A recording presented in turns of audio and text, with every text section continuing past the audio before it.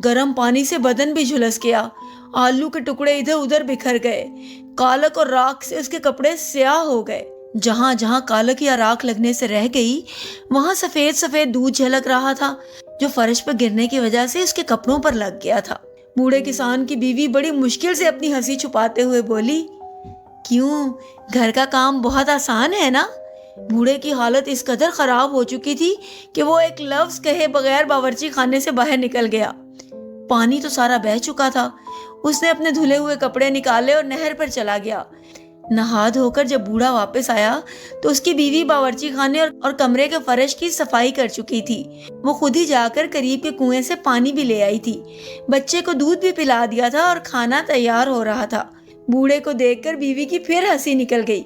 उसने शरारत भरी नजरों से बूढ़े को देखा, लेकिन इस बार बूढ़ा नाराज हुआ न झल्लाया। बस सर झुकाकर खामोशी से एक तरफ बैठ गया। खाना तैयार हो चुका तो दोनों ने मिलकर खाना खाया। खाना खाकर बूढ़े ने बाहर की राह ली। कहाँ जा रहे हो? बीवी ने हैरानी से पूछा। खेत में, बूढ़ा नरमी से बोला। अब उसकी सारी तेजी रुखसत हो चुकी थी। छोड़ो, आज बहुत थक चुके होगे, कल चले जाना। आज मैं भी तो बहुत थक गई हूँ, उसकी बीवी बोली। और सुनो, आज मुझे भी एहसास हो गया है कि तुम्हारा काम वाकई बड़ा मुश्किल है। जिसका काम उसी को साझे। देखा, बूढ़े का लहजा एकदम तब्दील हो गया। मैं ना कहता था कि घर का काम भी कोई काम है।